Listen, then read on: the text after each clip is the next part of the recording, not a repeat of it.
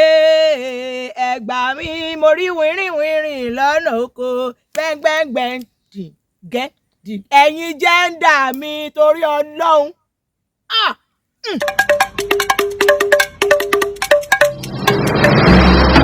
Nuwa Media.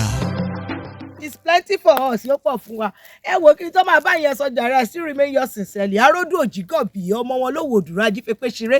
Èmi lọ́mọ ògbógbòǹdù ẹ̀kọ́ ọmọ ògbógbò máa fíran ọmọ kì bàbá sílẹ̀. Èmi ni mo yẹ̀pọ̀ tí mo yẹ kùtẹ̀ tí mo ní mò ń bó nílé tún ṣe. Èmi lọ́mọ límẹ̀rí ọmọ láàgbélù ọmọ ìtún alága àgbélé ọmọ bá rí jẹ àwọ̀ láàmọ̀ ọmọ gèlè òdùn bíi kámọ̀ òwe ò tó kó set kó yẹ ni. Èmi láyé afẹ́tawó lè rin ọmọ bàbá kan omi tútù tí jó ní fàìfàì.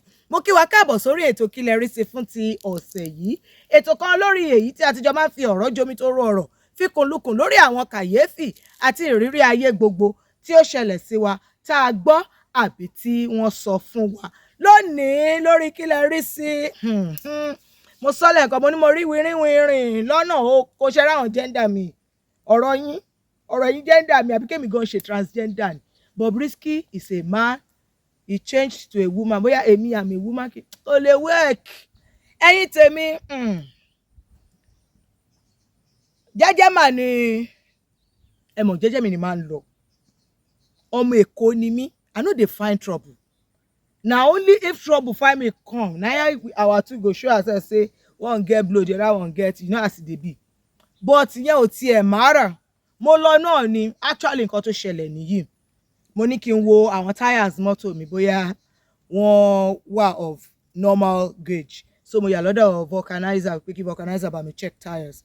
Wọ́n máa sọ pé ọkùnrin ò kì í ṣàbòsí, wọ́n ní gàngàngàn.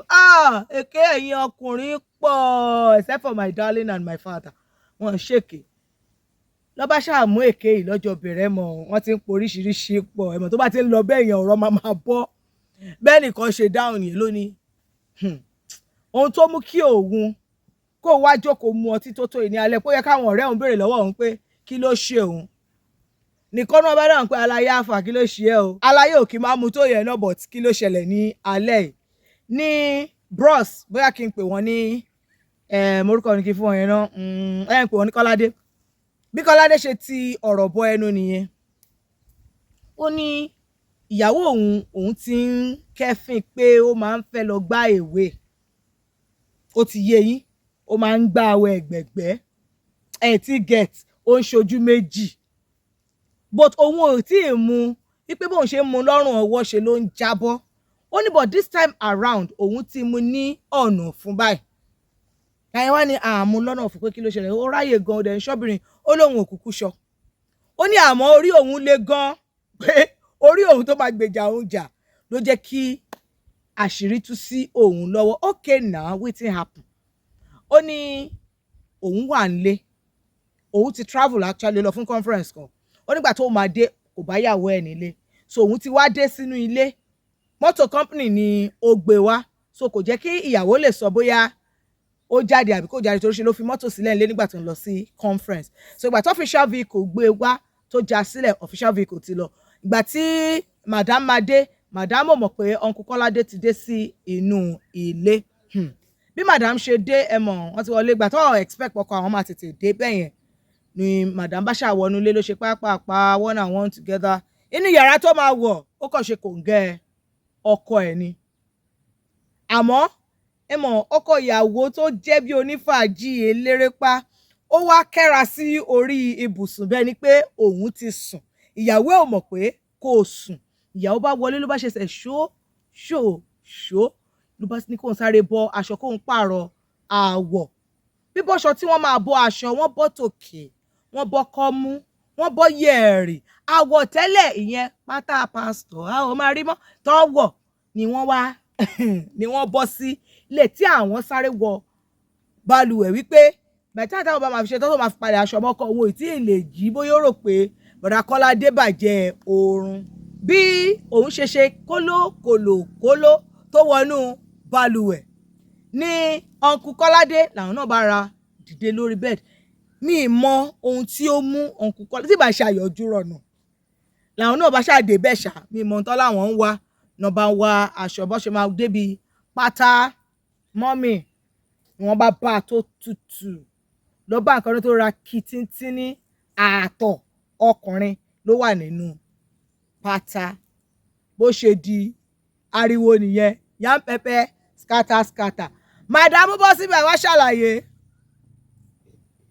ohun oṣù ẹ wá ṣe àlàyé bó ṣe di kínní àbí kí leléyìí this is that is ẹ máa fi gbogbo ẹnu pé gbogbo ó ṣàdí yam pẹpẹ scatter gẹ́gẹ́ bí ọ̀rọ̀ tó sọ fún àwọn ọ̀rẹ́ ó ní lọ́wọ́lọ́wọ́ torí pé òun ò fẹ́ lẹ́jẹ̀ èèyàn lọ́rùn ó lóun rọra mú ìwọ̀nba nǹkan tó kéré tóun lè mú òun dẹ̀ ra jáde nílé torí òun ò tẹ̀ tí màá pàbí tóun fẹ́ yí ọ̀rọ̀ yẹn sí. How would he have a woman under his roof that he has married with his hard-earned money that he is calling his beloved wife tí ìyàwó yẹn ò dẹ̀ ní ṣe òótọ́ tó lọ ń ṣe ojú méjì. Ẹ̀yin jẹ́ńdà mi tó bá jẹ́ ẹ̀yin lẹ bára yín nínú situation yẹn èmi ṣe bẹ́ẹ̀ nà torí mi ò bá lọ́wọ́ mọ́mì mi but tó bá jẹ́ ẹ̀yin lẹ bára yín nínú situation yẹn kí lẹ fẹ́ ṣe. Ẹ̀yin ọ̀rẹ́ mi tẹ́ jẹ́ ọkùnrin àti olólùfẹ́ mi gbogbo tó bá jẹ́ ẹ̀yin ni ìyàwó yín ṣe bẹ́ẹ̀ àrà kí lẹ fẹ́ dá.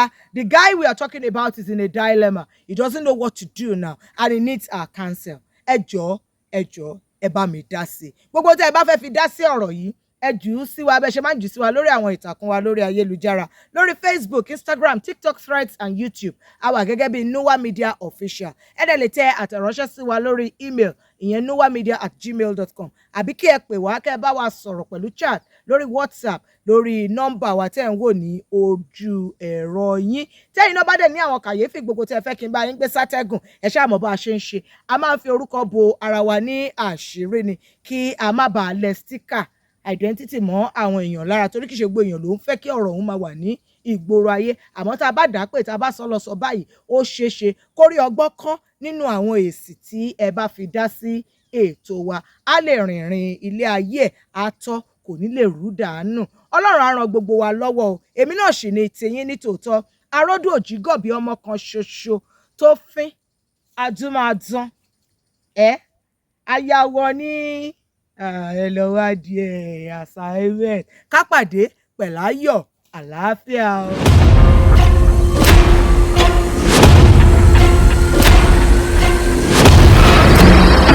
Nowa Media.